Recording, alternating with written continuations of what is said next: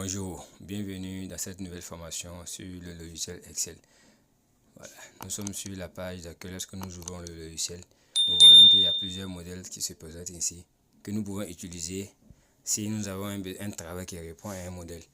En guise d'exemple, nous pouvons essayer d'utiliser le plan d'amortissement.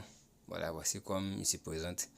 Ici, nous allons faire une présentation un peu rapide, puisque dans la vidéo de Word, sur la série de formations en Word, nous avons présenté ces parties-là. C'est des choses qui sont carrément similaires.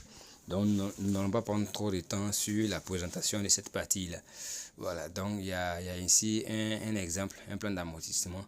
Voilà, vous pouvez insérer le montant et puis faire des tests en fonction de ce que vous voulez.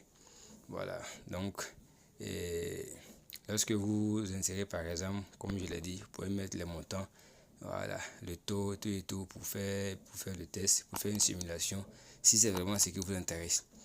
Voilà. Maintenant, puisque nous sommes sur une vidéo pour faire une formation en Excel complète, c'est la première partie, nous allons revenir carrément sur la page d'accueil. Voilà. Ici maintenant, nous allons lancer un nouveau projet. Voilà, nous prenons un document vierge pour commencer. Voici comment se présente la page Excel. Ici, nous voyons que nous avons beaucoup de carreaux, de tableaux. Ces tableaux sont appelés cellules. Voilà, et chaque cellule est référencée par un numéro qui correspond à la ligne en descendant de 1 jusqu'à ce que notre tableau s'arrête. Donc, les lignes sont numérotées de 1 jusqu'à oh là là, à l'infini. Et en haut, nous avons les colonnes qui sont représentées de A, B, C jusqu'à l'infini. On peut dérouler jusqu'à un point fini. Ça dépend de la grandeur de notre travail. Donc, nous pouvons ajouter autant que nous voulons de colonnes que de lignes dans Excel. Voilà. Maintenant, une fois que ça s'est présenté rapidement, nous voyons que si nous cliquons sur la première colonne, nous voyons ici dans la cellule là, c'est A1. A1 représente la colonne A et la ligne 1. Pour dire que cette cellule là, comme je le disais, chacun de ces petits carrés que vous voyez est appelé cellule. Le référencement de ces cellules, c'est A1. Si je clique ici, par exemple, vous allez voir que à chaque fois, le référencement change. Voilà. Donc, c'est important pour la suite parce que chaque formule que nous allons appliquer, chaque travail que nous allons faire, se fait dans une cellule bien déterminée. Donc, il est important de pouvoir déterminer son numéro. Maintenant, ici, nous allons sélectionner toute une colonne. Ça, c'est la colonne que nous allons sélectionner. C'est la colonne G. Et voici une ligne que nous sélectionnons comme cela. Voilà. Donc, c'est vraiment une présentation en gros du logiciel. Voilà. Donc, cette présentation est vraiment importante pour la suite du travail parce que les formules que nous allons appliquer s'appliquent sur les cellules comme nous l'avons dit. Maintenant, si nous regardons carrément en bas à droite de notre travail, nous voyons qu'il y a feuille 1 qui est écrit. Voilà, donc c'est une feuille, on peut ajouter feuille 2 sur le plus qui est à côté en cliquant, feuille 3, ajouter autant de feuilles que nous voulons. Cette page qui est ouverte est appelée classeur. Vous pouvez voir carrément en haut le nom par défaut de la feuille est appelé classeur. Donc nous travaillons dans un classeur Excel. Maintenant le classeur peut contenir plusieurs feuilles, à l'image d'un porte-document qui contient plusieurs feuilles.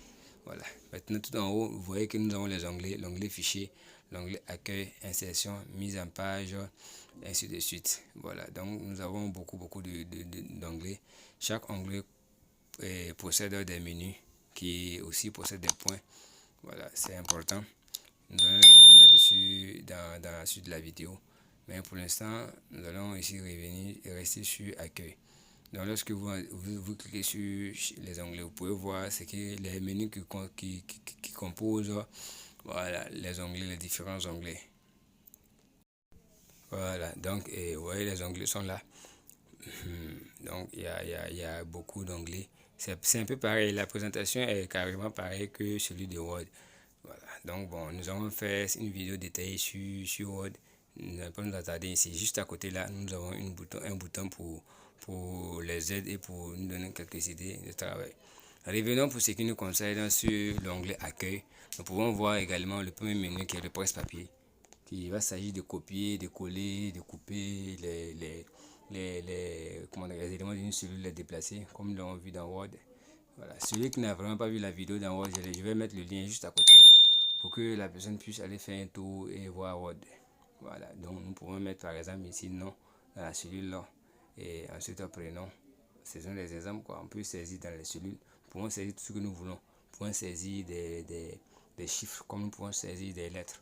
Voilà, ici par exemple nous avons mis, comment dirais-je, vous voyez, on a mis nom, prénom avec des chiffres. Voici comment ça se comporte. Voilà, c'est carrément un exemple.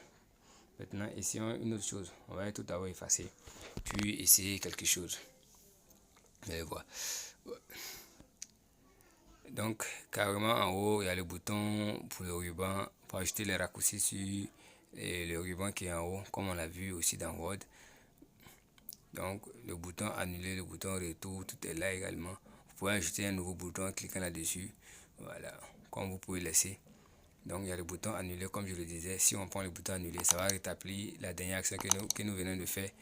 Voilà. Si on n'a plus qu'annuler, il y a également le bouton qui ressort. Juste à côté du bouton annuler, c'est pour enregistrer. Voilà. Et en bas, à côté du menu presse-papier, nous avons la police qui traite du type de police, de la mise en gras, de la mise en italique, de la taille. Et juste à côté, il y a l'onglet alignement qui est là. Également le menu alignement. Aligner le test, centrer, justifier, tout et tout. Voilà, c'est comme je disais, c'est presque pareil que Word, la présentation. Maintenant, nous allons faire un petit test. Vous voyez, ici, je mets 1 et 2 dans les deux premières colonnes. Si je clique sur la première colonne, pendant que mon curseur est une croix totale, vous voyez qu'il y a deux façons de croix. Il y a trois façons en gros. Il y a une croix qui est vide, il y a une croix qui est un peu mince. Cette croix-là, c'est pour sélectionner une cellule, par exemple. Et ce petit croix, c'est pour multiplier une formule. Si par exemple, je maintiens comme cela, vous voyez que ce qui est dans la première colonne va se multiplier dans la suite des colonnes. Donc, la petite croix, c'est pour multiplier une formule. Voilà. Maintenant, lorsque la croix est comme cela, lorsque la croix est comme ça, c'est pour sélectionner plusieurs éléments. Maintenant, sélectionnons les deux éléments, le 1 et le 2. Une fois que c'est fait, nous pouvons, une fois ici, essayer de multiplier la formule. Ça, c'est un exemple qui est un peu intéressant parce que il arrive souvent que nous voulons numéroter un tableau. Nous n'avons pas écrit 1, 2, 3 jusqu'à l'infini. Juste en écrivant les deux premiers chiffres 1, 2 par exemple, et en essayant de multiplier la formule comme je le disais tantôt, vous allez voir que facilement le logiciel va automatiquement comprendre ce qu'on est en train de faire et il va multiplier les formules. Nous pouvons également faire la même chose pour les dates. Si par exemple on met la date du 12 7e mois 2025 et 12 7e mois 2025 également, 13 plutôt, on peut la multiplier et vous allez voir que ça va donner la suite des dates. J'ai fait une petite erreur ici, ça n'a pas marché puisque au lieu de mettre le 13 7e mois, j'ai mis aussi 13 12e mois. Donc ce sont les mois qui vont changer, donc ça va également changer. Essayons de répondre ça rapidement. Et mettons maintenant à la place du 12 7e mois, du 12e mois, mettons 7e mois. Et nous allons multiplier, vous allez voir. Donc on va sélectionner les deux colonnes ici. On vient en bas, notre curseur se transforme. Et on multiplie jusqu'au... Vous voyez que les dates sont multipliées. On passe du 12, 13, 14, 15, jusque... Quand le mois finit, ça passe automatiquement au mois suivant. Donc vous voyez, on peut essayer d'écrire la date en tout nombre. Si nous donnons ce nombre et que nous sélectionnons date complète, vous voyez que voilà, ça affiche le jour samedi 12 juillet 2025. Voilà. Donc avec cette technique simple, nous pouvons créer rapidement un tableau. Voilà, donc voici un simple travail que nous avons fait ici. Donc pour chaque colonne également, nous pouvons essayer de choisir le type de données qui va entrer. Donc on peut choisir par exemple pour cette cellule-là les nombres. Une cellule, on peut choisir de mettre des chiffres. Si nous choisissons toute la plage, c'est les noms seulement que nous allons mettre là-dedans. Donc nous pouvons figer ça pour que lorsqu'on va saisir une donnée qui n'est pas un nombre, ça va changer. Mais nous verrons ça dans la suite de la vidéo. Voilà, c'est totalement une vidéo d'initiation à Word, voilà, à Excel plutôt. Donc on peut aussi mettre les chiffres comme je disais. Et voilà. Donc ça c'est carrément pour... Maintenant nous pouvons également sélectionner notre travail. Donc nous avons ici un semblant de tableau. Voilà. Donc vous voyez que de 1 jusqu'à 29 et les dates, ça forme un tableau. Nous pouvons sélectionner comme cela. pour essayer d'appliquer les bordures, on va d'abord mettre en gras le contenu. On peut mettre en italique comme c'était vu dans Word. On peut également souligner le travail ici. On peut décider de mettre la couleur de la police en rouge, le fond en jaune, comme vous voyez. C'est vraiment, et cette partie-là, c'est vraiment un peu du Word. Hein. C'est la mise en forme de notre contenu. Donc, c'est un peu comme pour Word. Ouais, on peut prendre ici la police bleue. Changer maintenant la police. On peut passer à Time News Roman, vous voyez. Juste à côté, on peut augmenter la taille de la police. Vous voyez. Voilà. Bon, je vous invite vraiment, si vous n'avez pas vu la vidéo de la formation sur Word, d'aller jeter un coup d'œil. Nous pouvons aussi venir sur le petit carreau qui est là pour afficher toutes les lignes du tableau, puisque c'est un tableau que nous avons ici, comme je le disais. Si on prend afficher toutes les bordures, vous voyez que le tableau est bien tracé. Voilà. On peut sélectionner le tableau également pour faire une mise en forme prédéfinie du tableau que Word nous propose. Pour cela, nous allons venir sur mise en forme du tableau, qui est juste dans le menu style. Voilà. Si on prend, on voit que Word nous propose plusieurs modèles. On peut choisir un modèle ici rapidement. On nous demande est-ce que notre tableau possède une en-tête. Si on prend OK, voilà que le tableau est sorti. C'était mis en forme. Si on prend par exemple la première colonne, nous pouvons essayer de trier, ranger par exemple, du plus grand au plus petit. Vous voyez que ça commence du 29 jusqu'au 1er. Maintenant, les dates vont suivre également. Pareil pour la date aussi, on peut essayer de ranger du plus récent au plus ancien. Voilà, donc c'est une façon de filtrer, comme on l'appelle souvent, une façon de trier également. Voilà, c'est des choses que nous allons détailler davantage dans la suite de la vidéo. Donc, vous voyez ici dans chaque cellule, si je clique sur une cellule, le contenu de la cellule est affiché juste devant F de X. Vous voyez, voilà, c'est important cette zone-là, c'est la zone des formules que nous allons revenir là-dessus bientôt. En bas, nous avons vu au préalable les feuilles. Donc, les feuilles qui sont en bas, on peut également modifier le nom, renommer une feuille, lui donner le nom que nous voulons, en faisant clic droit dessus, en choisissant renommer. Voilà, on peut donner par exemple comme nom première partie. Première partie, ça c'est pour la première feuille. On peut, une fois que la première feuille est finie, on peut choisir la deuxième feuille, lui donner un nom également, deuxième partie. Même chose, clic droit, renommer et on donne le nom qui nous sied, deuxième partie. Voilà. Ainsi de suite, on peut faire pareil pour la troisième feuille. On peut venir également donner une couleur à la feuille. Voilà. On peut choisir la couleur qu'il nous faut. Ici, on peut choisir par exemple la couleur orange. Pour la deuxième feuille, on peut choisir une couleur, la couleur violette par exemple. Voilà. Vous voyez que lorsque nous sommes sur la feuille, la couleur n'apparaît pas. Mais si nous changeons, la couleur de la feuille apparaît. Voilà. On peut également masquer les feuilles ou les afficher. Tout ça en faisant clic droit pour voir le contenu et tout, pour afficher. C'est vraiment intéressant, c'est vraiment intéressant. Je vous invite à regarder la vidéo, à mettre pause si vous ne comprenez pas. Voilà. Surtout à regarder la vidéo autant de fois que vous voulez. N'hésitez pas également de poser les questions. Voilà. Pour continuer, on peut également supprimer une feuille si nous voulons. Voilà, on clique là-dessus, on peut supprimer la feuille. On peut également décider de verrouiller la feuille comme nous voulons. Voilà, il y a vraiment une large gamme d'outils ici. Si on décide de verrouiller la feuille, mettre un code pour que lorsque on lance le travail, on va nous demander un mot de passe avant d'accéder à la feuille par exemple. Voilà, donc on peut mettre un mot de passe. Par exemple, si j'ai mis 1, 2, 3. Voilà, c'est des choses qu'on va approfondir dans la prochaine vidéo. Comme nous sommes seulement sur une initiation. Lorsque par exemple on va fermer la page et qu'on va rouvrir, vous allez voir que ça va demander cela. Maintenant, comme nous n'avons pas enregistré, on va passer à la méthode d'enregistrement.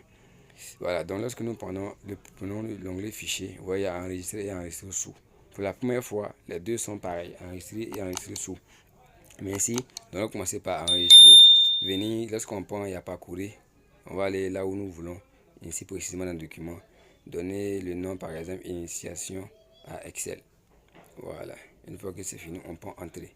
Là, à ce moment, le dossier est enregistré. On peut également prendre enregistrer sous. Ici, c'est une façon de sauvegarder, de dupliquer le document. Voilà, c'est intéressant. Si par exemple, on avait une première copie et nous ne voulons pas écraser le travail que nous allons faire. Si on peut enregistrer directement, ça va écraser le premier travail. Mais si on peut enregistrer sous, ici par exemple, on peut ajouter initiation à Excel 1. Voici les formats qui sont en bas. Choisissez le format qui nous sied. Là, à la fin, vous allez voir que nous avons deux documents Excel différents. C'est intéressant. Il y a des modèles plus anciens de documents Excel qui sont là. Voilà, pour le moment, nous allons laisser tout comme cela. Prendre une initiation à Excel 1. Si nous retournons là-bas, Voilà, vous voyez ce bouton qui est en haut là, juste à côté de retenir, c'est le bouton pour enregistrer. Voilà, on peut également faire un raccourci, CTRL S pour enregistrer, c'est pareil. Donc si on retourne sur enregistrer sous, vous allez voir que dans parcourir, nous sommes dans document. Lorsqu'on va prendre parcourir, on va dans nos documents, vous voyez qu'on a les deux documents maintenant qui sont là. Formation Excel 1 copie. Voilà, c'est intéressant de savoir ces choses-là. Voilà, parce que c'est comme j'expliquais précédemment, on peut avoir un travail et puis vouloir modifier un autre travail sans que ça ait un impact sur l'ancien, parce qu'on n'est pas trop sûr de nos modifications. Voilà, donc lorsqu'on prend parcourir, vous voyez que le gestionnaire de fichiers s'ouvre. On peut maintenant choisir l'emplacement qui nous plaît pour ensuite enregistrer le dossier comme nous souhaitons.